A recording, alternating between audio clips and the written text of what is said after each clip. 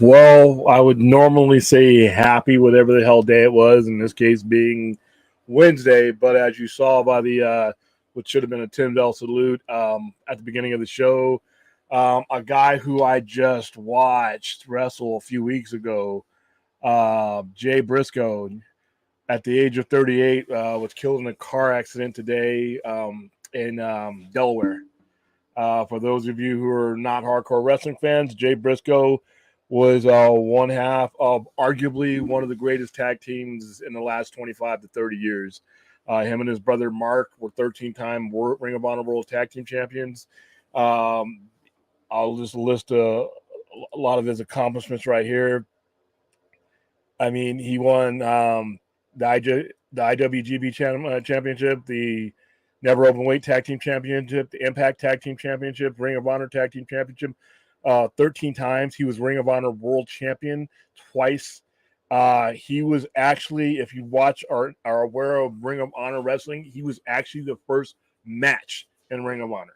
He was literally there at day one, and he was there with them pretty much till today when he untimely passed away at the age of 38. Literally recognized across the board as one of the toughest competitors. Him and his brother were like synonymous with tag team wrestling. And like I said, if you watch this show, I was just reviewing one of their matches. They had at the last Ring of Honor pay-per-view, they had a dog collar match with FPR, which I'm not a gimmick match guy, but that was a great match. And they just continued to put on great matches throughout the 20 years that I watched them. But yeah, tragically 38 years old. I found this out in one of our Facebook chat groups, and then I was hoping it wasn't true. And then Tony Khan, who owns Ring of Honor, came out with a tweet saying, "Sadly, Jamin Pugh, which was his real name, has passed away. Known to fans as Jay Briscoe, he was a star of Ring of Honor for 20 years, from its first show until today. Jay and his brother Mark dominated Ring of Honor, reigning as champions to this day. We'll do whatever we can to support his family. Rest in peace." So yeah, that is I have grown used to wrestling deaths, having grown up watching it most of my life. And God, obviously we've discussed ad nauseum painkillers, drugs, steroids, things like that these guys had to do to keep themselves in the game, to keep themselves relevant, to keep themselves to be able to support their families without health care, without insurance, without a lot of this stuff. They put their bodies to the ringer. So when they are cut short like this, it's even worse because this guy's still, 38 years old is not the time to go. I mean, he still had lots of life to live and lots of wrestling to do. But my heart goes out to his family, Mark Briscoe. He had a huge family. I mean, they were big family guys. And like I said, they were just literally, outside of WWE, which is what a lot of people watch. But like I said, if you watch wrestling in general, you know who the Briscoes are. You know who they were.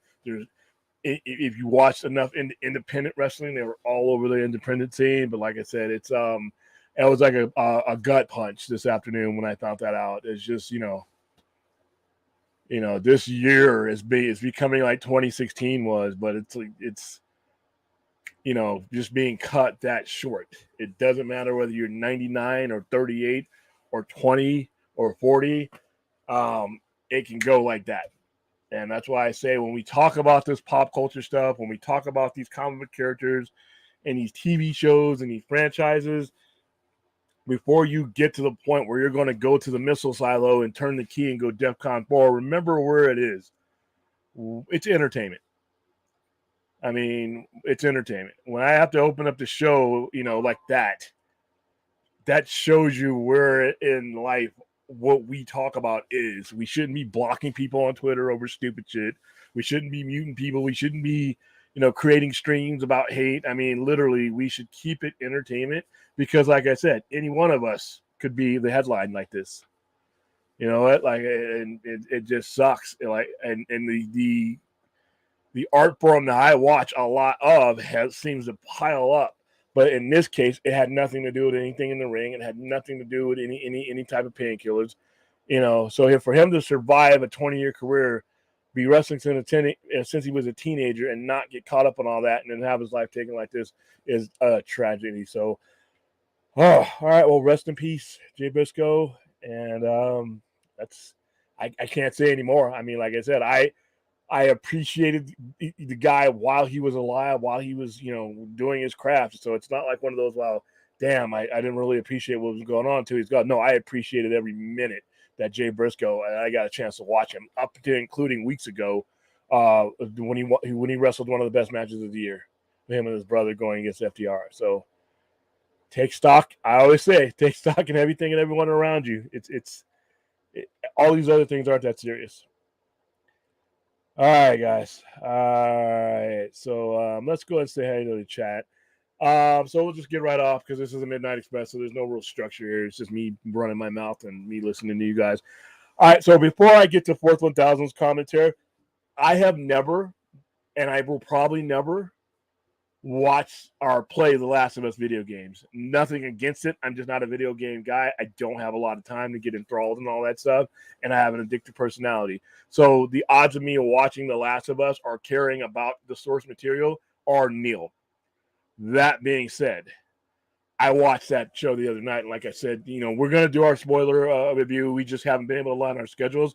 We're going to end up doing a spoiler review as part of the Friday show, and then after that, each subsequent Sunday night is when we're going to do the spoiler review. Sunday night or Monday. We haven't decided yet between the three of us, but I think we're probably going to end up doing later, roughly around 11-ish, 11:30-ish on Sunday night, depending on what my schedule looks like. But I loved it. I thought the first 15 minutes of The Last of Us were like, whoa. It is excellent storytelling. I won't put. It's the best storytelling I've seen since season 4 of Stranger Things. And if you've heard my review of season 4 of Stranger Things, I think it is a masterclass in storytelling, getting you involved in the characters, making you care about whether the characters live or die, a diversity of characters, caring about their mission. Why should I care about Joel? Why should I care about Ellie? Why should I care about any of these people? And I think the first hour and a half, which is how long the first episode does a very good job. And this is from somebody who doesn't play the game. Now, I've heard some complaints of people who play the game that had an issue with how that source material was presented. I need to make you, I not need to make you, but you guys need to realize, just like when they adapt my comic book stuff, when they adapt some of the stuff that I like, they're not making a comic book. They're not making a video game. They're making something that's going to be watchable amongst general audiences. And that comes first. So even if I were into the video game and they did make some changes, the video game is a video game. If you want that story, it's always going to be in a video game. But if you're going to put out something where most people who lay eyes on The Last of Us are never going to have played the game and probably never will. And I fall in that category. That opening where those two scholars are sitting up there talking about infectious diseases, and then the one starts talking about fungus in 1968, and it's just like stops the whole show. Then there's another scene in there that has to do with a child that I'm like, they're really gonna fucking do this, and they did it. Don't spoil it in the chat room for people who haven't seen it. The show is gripping. I'm hooked. And that's with never have picking up the video game or never have played it. So that's where I feel about Last of Us. Okay, Last of Us. I thought this title was referring to Star Wars fandom. I didn't like it, didn't hate it, but it's getting started still. I look forward to the most of the deviations in the story. For the most part, I feel like if while watching The Last of Us, that I'm grading someone's book report just comparing the accuracy of scenes, and I go, what's the point? It's a remake of a game that's trying to be a movie. But like I said, for most people who watch this, and a lot of people watch this on, second highest debut. I'm assuming that it's behind House of the Dragons would have beat it out. Most people who are going to watch this are never going to watch that game. They're never going to play that game. All right. So you have to ask yourself, is the gameplay in which a lot of that story is you playing the game, is that going to be relatable to the general audiences? And HBO, when it comes to doing things like this, they know how to do this. Game of Thrones, House of the Dragon have deferred from their source material because they know majority of the people are not going to read that, and it's not necessarily transferable from the source material to the screen. But like I said, that's why I wanted to have Fade on there when we do our spoiler review, because he has played that game, if I can recall, and he can kind of go back and forth like that. To me, ultimately, like I said, the game writers and people who created the game, they had one mission, and the people putting on the show had another. As far as I'm concerned, the show is stunning, so they've achieved that for me. How you doing, Aaron? Yes, that was a 10-bell salute. I had it going before the sound was on, but yeah, I just uploaded that.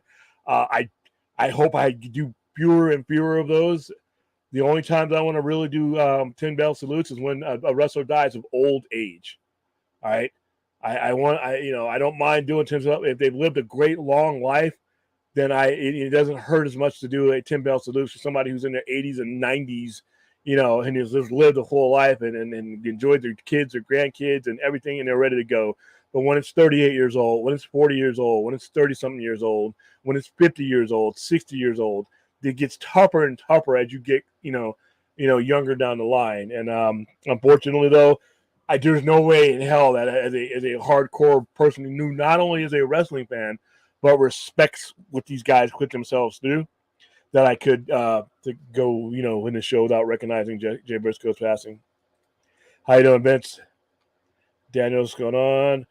Briscoes have a long lineage. Yes, they do. Yes, they do.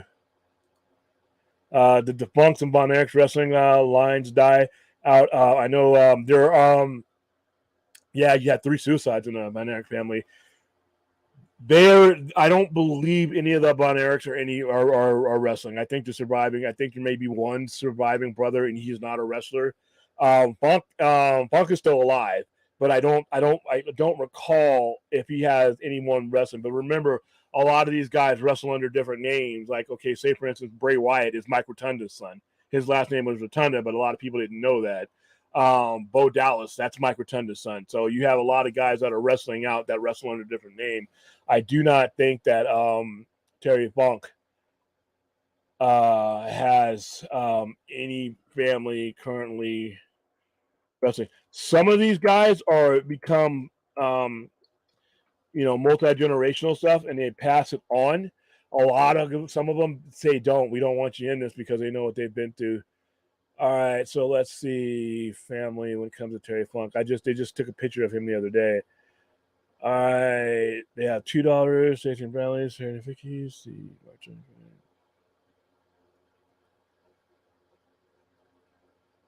Okay, Terry Funk does not. Now Dory Funk, who, by the way, he's still kicking. Congratulations, born in 1941. He's older than my dad. So yeah, Dory Funk has lineage. So the Funk family, you're right, has lineage as far as Adam Dirk Penny. So yes, I'm just looking out. They have like a huge. He has a lot of students. He has a lot of students that are dojo. Jeff Hardy trained with him. Matt Hardy trained with him. Kristen Cage, Lita, Kurt Angle. A lot of these guys trained with him. You either training with Dory Funk or you were training with Stu Hart. So yes. So in that regards, yeah. But yeah, the Von Erich story, dude. No matter who presents the Von Erich story, it's very tragic, and they all died very young. They took on that name, but no, they are not related. You're talking about Jerry and Jack Briscoe. That's different. But the Briscoes, their father trained them, but no, the Briscoes you're talking about are Jack and Jerry Briscoe. Last of Us is is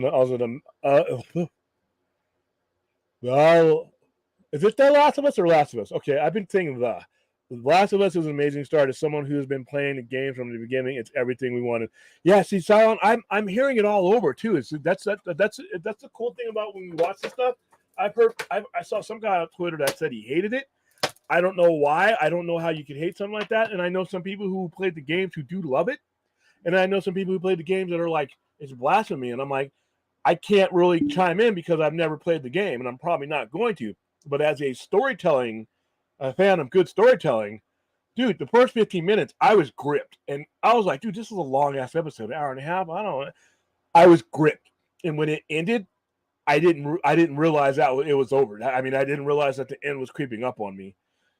I mean, it is once again, Pedro Pascal. I was afraid I would get tired of seeing him everywhere. I'm not. Bella Ramsey. I don't know, how she is in the game, but as a character that I saw for the very first time, I thought she was great. I thought the whole quarantine and everything, I mean, that kind of hits home, even though the story was written in the early 2010s, 2013 is when the game released. So I was impressed with it, but the intensity, dude. Like I said, I got to shut my mouth because I know not all of you have watched it, but there are things when you see them, there's just so much chaos in the first 15 to 20 minutes after the story building and the relationship building. Things just hit the fucking fan, and it's like so intense and intimidating. The only thing that would have probably made this better for me was to be watching it on a huge screen, because there are certain things that happen to where they should scare the fuck out of you if you're looking at something like that and then putting yourself in those people's pants or shoes. It was just stunning. Like I said, I didn't know how I was going to feel about it. It's not a zombie show. Like I said, I wasn't versed on what The Last of Us was prior to all this. I'd heard about it. It's a different type of mutagenic effect, but they're not zombies. So it's not, if you're tired of the zombie genre, don't worry about this. It's sort of like that, but not at all. Not really. The science behind what's going on here is a lot different. So that's another thing to me that I found refreshing, because I am tired of the zombie genre with few exceptions.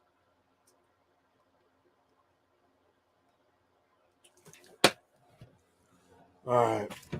So let me get back to the chat here. All right, we were at 19 minutes. I got about 20 more minutes to go. I don't like the game, but The Last of Us show is really good. See, like I said, it's all okay with comparing it. Without comparing it to the game, I felt the storytelling was mediocre. Wow, Worth, you did?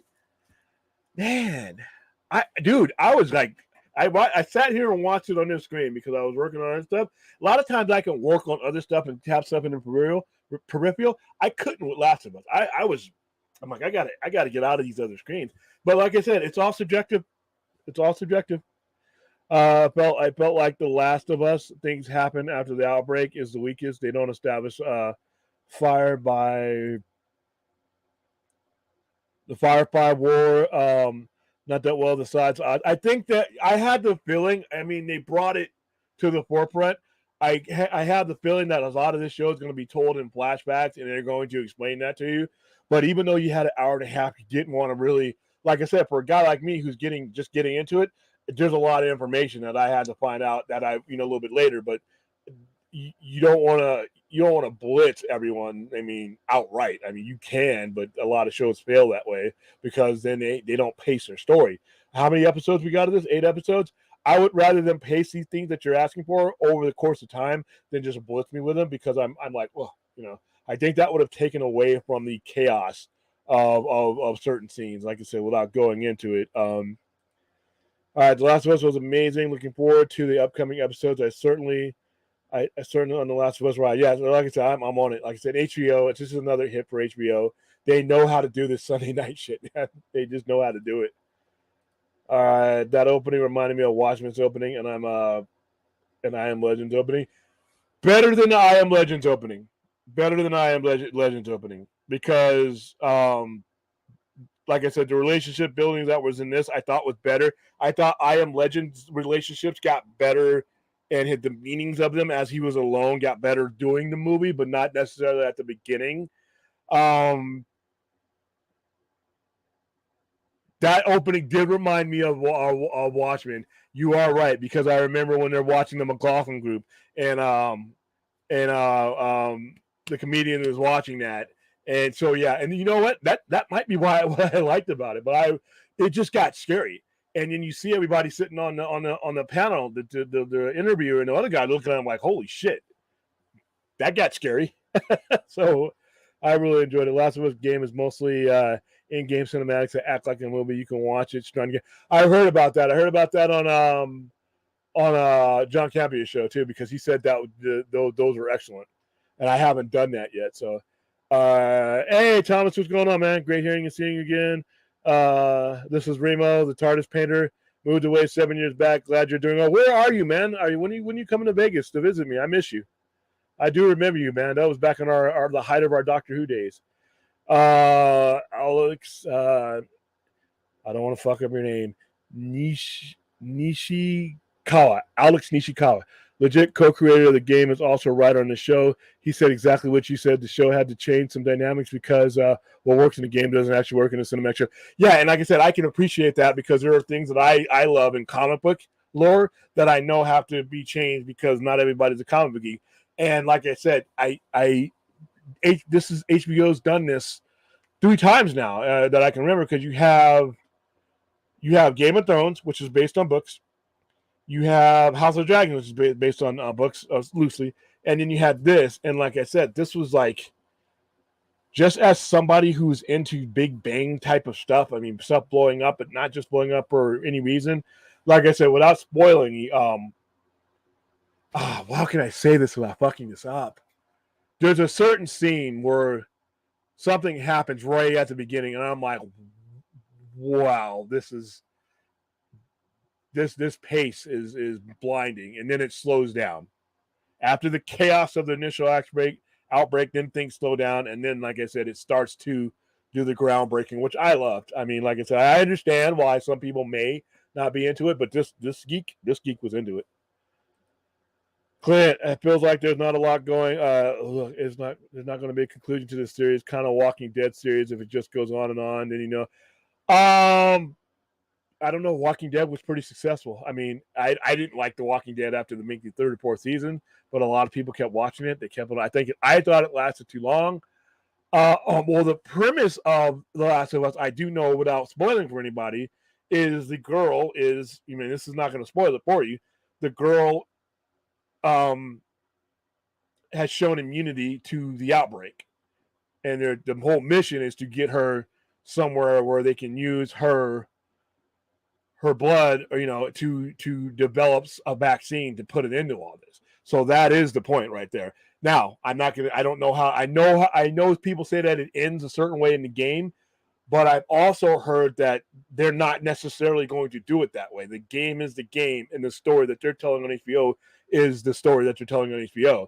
But the premise is that all these people are doing everything in their power to get this girl to a certain point to where she can, hopefully her immunity leads to a cure. So that would be the point. Whereas in a zombie movie, you're already fucked. Those people are dead, and you're not bringing them back. I Am Legend was a little bit different because there was a cure for what was ailing them. So, Anthony Beltre, The Last of Us, with the game gripping tension of the video game, balanced with the dramatically satisfying characters and impeccable narrative pacing, expands the world while being faithful to its tone. Yeah, I like I said, I'm speaking as somebody who hasn't played the game, so I know Anthony, you played it, but as somebody who just loves this kind of shit, I was gripped. I was ready. Now who knows? Next episode could suck, and I could be off the bandwagon. But right now, these series that HBO does, I've watched all of them since HBO became the gold standard for Sunday night television. Going back to Sopranos, 6 Feet Under, The Wire, all of these. Those first episodes are really the establishing episodes, and they've always nailed it. They've always nailed it. I mean, I can't name one that didn't nail it. And this one is right in line with all of those. How you doing, Anthony? Okay, so when you say everything you already got, you mean as in science fiction, horror, fantasy, period, or I go ahead and clarify for that because I want to respond properly. Jerry Carrera, William, the death of Jay Briscoe is like the same as Kobe Bryant. Wow. Okay. I'm going to say something. I'm biased. I watched Jay Briscoe. I mean, they're both of their deaths are 100% tragedies, and I wish they hadn't happened. I'm a little bit closer tied to Kobe Bryant because I grew up in LA. I've been a Lakers fan. My family, I'm a generational Lakers fan. I mean, even hardcore Kings, Lakers, Dodgers. That's probably put more gray hairs on my chin and hair than anything else. Is those sports teams. I watched Kobe Bryant from the first day he came into the league and was shooting air balls against Utah in the second round of the playoffs in 97, 98.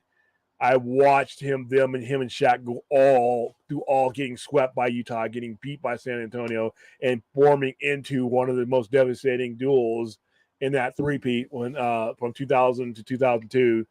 And then Shaq leaving and Kobe Bryant getting all that ridicule, for chasing him away, coming back, rebuilding another team, and then going to win 2 more titles. Just the whole mystique of watching him become that. And when he died, it was like I said, these players, and if you all have sports teams in your hometowns, you know that when you watch the entire career of these players, they're not part of your family, but you feel like they're an extension of you in some way. And when Kobe Bryant died that morning, I'll never forget that. It was Sunday morning. January 27th. I mean, it's in fact this next in about 8 days. As a matter of fact, if I'm not correct, and this is going to be the you bringing that up is weird. Kobe Bryant died on January 26th of 2020, and I think Jay Briscoe's birthday would have been right after that. Jay Briscoe, because he died.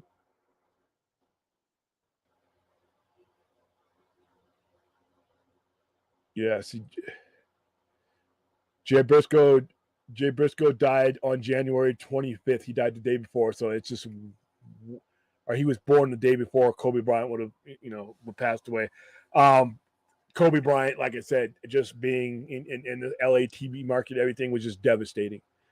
And it wasn't just him dying; it was his daughter dying as well. Gigi died, and then the entire extended Laker family. I mean, everywhere. The NBA just literally shut down. I remember if I can recall correctly, they didn't play a game that day. That day, the entire NBA shut down. Um, it feels the same way in a life being cut really, really short like this.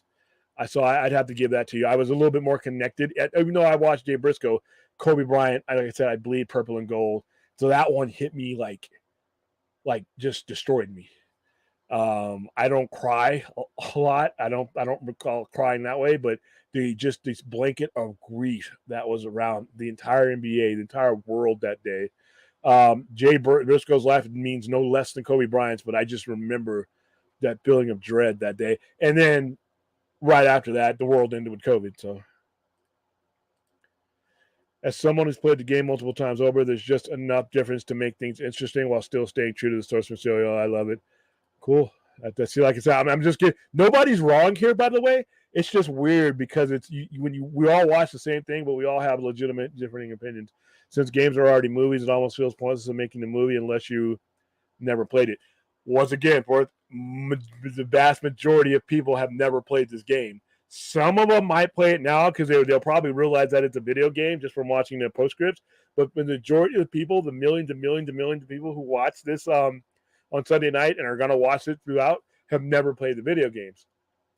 So and even still, those, from what I've heard, as brilliant as those things are that are almost like a movie in a video game, their story structure is not designed to have the effect of something that is being written for television or a movie. But that's all going to be subjective. All right, so a lot of people who say they hate the game usually hate part 2. There's a serious controversy in how the writers change the portrayal of the main characters. Okay, I'll have to take your guide. Like I said, I haven't watched the vignettes, the stuff that's on the game. I may watch that, or I may just wait till I get through this series. Who knows? Once without, not everybody plays game. I've never even played it myself. Like I said, I am in that category. I love the Last of Us show. I'm glad it's doing well though. Yeah, like I said, it was gripping for me. How you doing, Jacob? Jerry, William, I wish I could see The Last of Us, but I can't support Zaslav. Oh, come on, man. Listen, guys, when it comes to judging Zaslav and Gunn and all these guys, well, let's see what happens. Let's see how this rolls out. We don't know what James Gunn is planning. All we know is what we've heard in the cryptic riddles that he's given us so far. That's not information. And I'll say this, and I hate to kick a dead horse and keep repeating myself, but this is really, really, really, really important for your own sanity and enjoyment for all of us. Disassemble the picture of things that you have in your head, the things that people have assembled and stitched together where there's lack of information. Disassemble that picture and let it come together as the people who are handling it start to put it together. Because right now, there's a lot of misinformation out there. There's a lot of half information out there. There's a lot of bad reporting out there. And we haven't been given a 100% solid reason to not support any of this stuff. I will agree 100%. It has been handled fucking horribly. The way this information is being brought out and being given to us, I think could have been done a lot better. I think would have increased their odds or whatever it is that they're doing working. But as somebody who wants resolution to things that have come before, I don't know if there's not going to be that at all. I don't know what's going on. So right now, I'm not ready to not support David Zaslav. It's better than what we had before. You know, for all the barbs, if anybody wants to throw barbs at David Zaslav and James Gunn, look at the shit-worthy management that was been in 5 years. There's a reason why David Zaslav is there. There's a reason why James Gunn and all these guys are there. So until I see concrete reason to be like, move on, you know, but like I said, the content is the content. The Last of Us is a great show, regardless of Zaslav being, you know, CEO or not. This show was in development before he was even brought in. So I would say just let everything unravel first. Now, if things start to suck and we start looking like we're going down a road that you're just not into, I can't tell you to buy in to what James Gunn is doing. I can't tell you to go see these 4 movies that may or may not be connected. All I can say is wait for all the information to go out and then make a conscious decision then. But, you know, not watching The Last of Us because you don't want to support that's you have your reasons and they're yours, but dude, it's a really good show. It's a really good show. Don't let that stop you from watching, in my opinion. Jeff McKenzie, the scariest scene of The Last of Us was the prologue scene when John Hannah, given his last couple of years with the pandemic, that scene was chilling as hell. Oh, you're talking, yeah. Yeah, and you're talking about the that opening scene where they're just sitting there like that, and then he's just explaining it, and I'm like, whoa, that scene alone, before I even started to see the gruesome and the chaos, that opening scene is probably one of the better opening scenes of a series I've seen in a long time. Yes, it was. Like I said, I noted that when I first came on here. All right, we were at 35, so I'm going to go on for 10 more minutes. William, The Last of Us delivered 4.7 million viewers on Sunday, HBO's second largest debut in a decade, second only to House of the Dragon. I knew it. I knew it had to be House of the Dragon. Yes, we opened up. You may have came on later, but we opened up with the 10 Bell salute and me going over the life and times of Jay Briscoe. I'm still in sort of shock. But like I said, with so many people lives being cut short lately, it's almost like I'm expecting the worst sometimes. I need to get myself out of that because there's, even with all these people dying, there's still a lot of living going on. So yeah, I did. If you when you rewatch the show, Hunter, go to the first couple of minutes, you'll see that we gave him a 10 bell salute, and I went over his career. How many competing TV shows HBO Max has to gamer? How many competing shows has HBO Max had to garner these high views? Well, all of them. If you look, HBO proper in general, you go all the way back to, like I said, 6 Feet Under, Sopranos, The Wire, Game of Thrones, House of the Dragon. I mean, so they've had that history. A lot of people, of course, will watch these things based on the reputation of HBO Max. There are people who may not have given The Last of Us a shot, but gave everything else that HBO's put on Sunday night, Oz, all these things that they put on there. Their credibility with that Sunday night slot is so high that people are just going to give it the benefit of the doubt.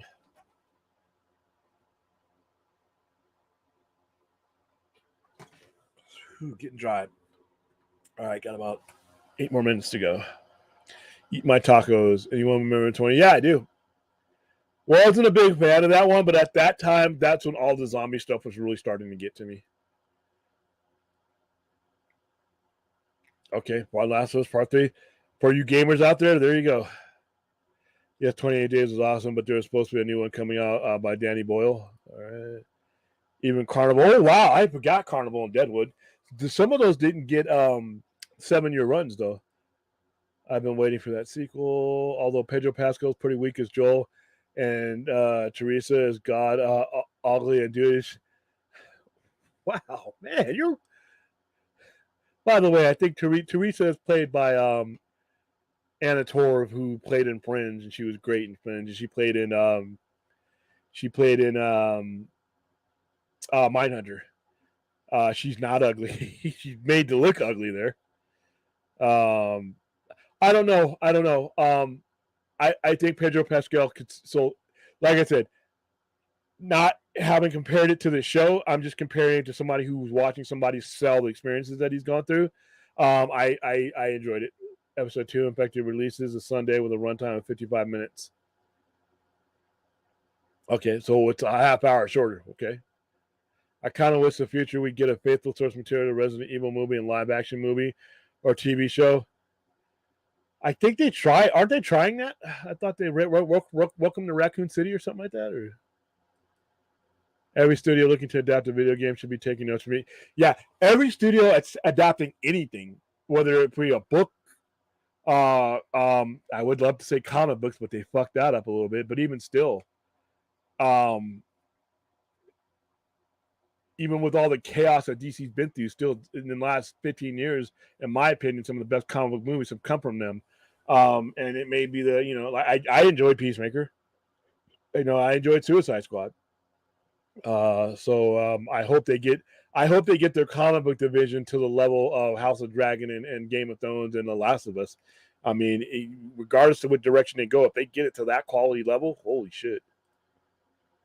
The Walking Dead sucked after they got rid of Rick. I hope The Last of Us will fill my zombie fix. It's not a zombie though; they're fungus, man. Come on. Oh damn it! I gave HBO Max my view under David Pavlov. Hello, Anthony Manzano. How you doing, Jared? All right. If Gunn reboots DCU and starts on Kingdom Come, as rumors say, okay. I don't know if he'll start with Kingdom Come, but if he resolve, I see what you're saying. If he were to resolve the old universe with a Kingdom Come, it would be tough to resist that. That would be great. Like I said, I'm leaving myself open to his ideas. And like I said, I don't know that he's trashing everything that's came before. Everybody else is assuming that, and it may be true, but I want to hear from him. But Kingdom Come is one of the greatest comic book miniseries of all time. This is coming from a collector. This is coming from a store owner. On every level, Kingdom Come is one of the greatest miniseries of all time. And if I were to get that with those actors and actresses wrapping up their story arc, and maybe some other day I get a dark side ending, but if I get an ending, if I get a good goodbye to these characters, that would be beautiful. Rick is one of my favorite television characters. William, why is your lack of patience specifically with Warner Brothers fan? Okay, I'm gonna make sure I read this right. Why is your lack of patience specifically with Warner Brothers fans and DC fan? Is it because of lack of inconsistencies and the BS the other manager did? Yeah. I'm thinking of it from a marketing point of view. I'm thinking of it from a credibility point of view. They're asking with this new road, if it's, let's say it is a reboot, that's a big ask for not only the hardcore nerds like me, but the general audience who's just been left holding an empty bag after 9 years. I think it's a credibility issue that has come from the previous regime that I think that the new regime can't just ignore. I think going forward and designing what they're going to do, you just can't ignore the elephant in this room that is these unresolved products. So I have an issue if that is what they're going to do.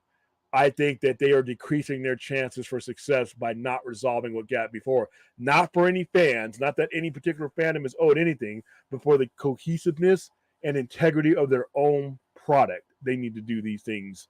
As far as lack of patience with DC fan. Listen, I am a DC fan, so I don't know. I at the same time I'm critical of the previous regime. At the same time, I would urge that everybody involved, fan wise, just basically takes a deep breath right now and waits until there's something to be despondent about.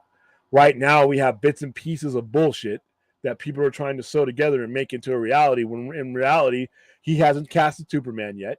He's not even done with the script for Superman yet. We don't know how he's going to address these next 4 movies. It's going to be important because a lot of people will disengage. So there's a lot of your question. It's a loaded question. I hope I answered it as much as I can. If not, go ahead and break it down, and I'll see if I can attack it a little bit better. And that's why the fans have a lack of patience to wait for the results of Dave's. That is understandable. And like I said, although my advice is to let's see some shit first before we, shit on shit. But I can't make a good case for you to be engaged in, like, say, for instance, these next 4 movies. I might see them. I don't know. I will definitely see Flash, but I can't, with a straight face, make a case for anyone else to go. Usually, I can say, "Go ahead and come follow me to the movie." Set my example. But at the same time, I can completely understand the exhaustion that a fan is like. It's just, I'm trying to sell you my entertainment as DC, but I'm making it harder for you to engage. And at some point, you just disengage. And I can't tell them you should go see Shazam because it's a good movie. If you bought into the shared universe, I have no right, and no one has a right to tell you that you should go see any of these movies just because they're a good movie. You bought into something, and you may not be getting it, or it may be running into the ground. You have to make a personal decision on whether you want to continue with it. I mean, I would say if it were a tie, and all things considered, go.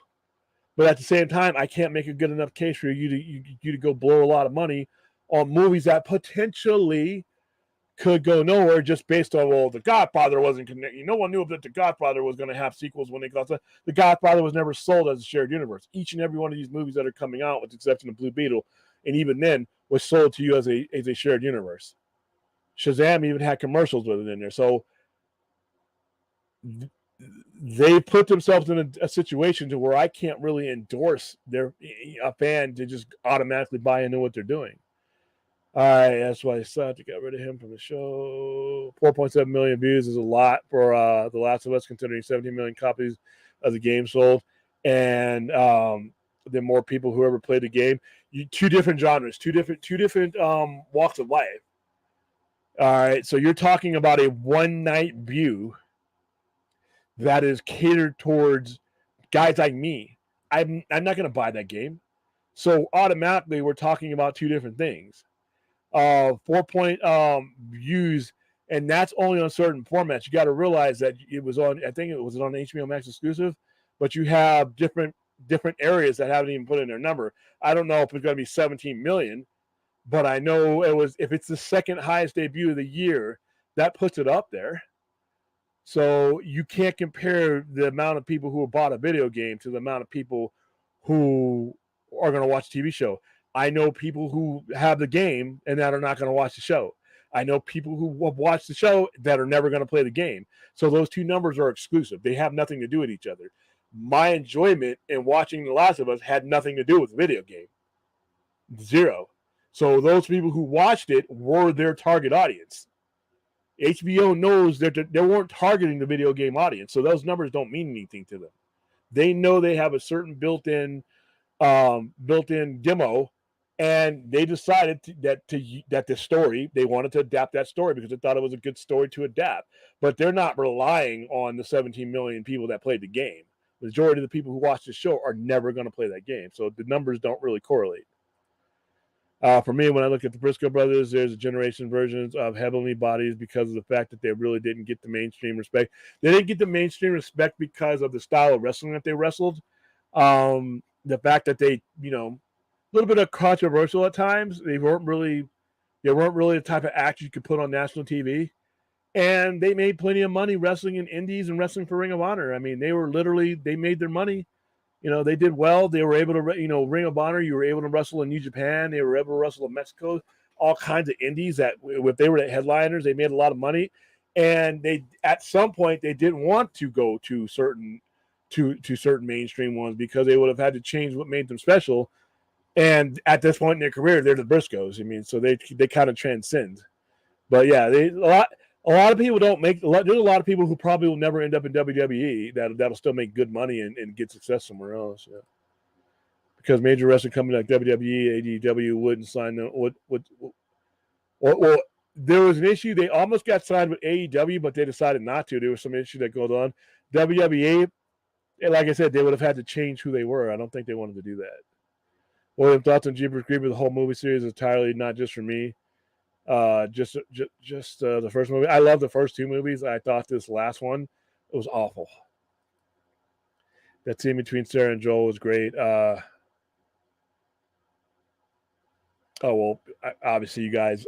I don't know how much of some of this aspect is spoiler because obviously, if you do know the game, if you have not watched it, then I think you could watch the show and know that certain things are going to happen. But yeah, all the scenes in there were just gripping. So we are at 48 minutes. I got 2 more minutes. I don't know if you don't want to watch the show, just don't watch it. I mean, I don't need it to bail. I mean, just don't watch it if it's not for you. I like that Alice Bella Ramsey is a great actress. I've never seen the game, so I couldn't tell you on that one. All right, turn Prima as the first episode was great. So much of it was from the game, which I loved. Which like I said, and I've heard this a lot. You got me as a disadvantage because, like I said, I haven't played the game, but I've heard it from all over. So everybody seems to have their own opinion of it, which is great. Nobody's wrong. Like I always say, nobody is wrong. It's just everybody's different. For me, I think it's hard to adapt books and video games in general because the fact there's a little bit more nuances in the game or books that you can't put into a 2-hour movie or 20. That's 100% true. All right, guys, I got to let's see. All right, just making sure I didn't leave too many back. All right, guys, it is now 49 minutes. This has been the Midnight Express for 1/18/2023. I will be back on tomorrow night or Thursday morning, and we will go over hopefully less heartbreaking news. Jeez, I don't. Please let Lord don't let me not have to open up the show with another salute to anybody. Hope everybody just makes it through the day. All right, thank you guys for being here. And this has been the Midnight Express. Just a small trip around whatever went on today or yesterday, and I will see you tomorrow. Stay safe, please.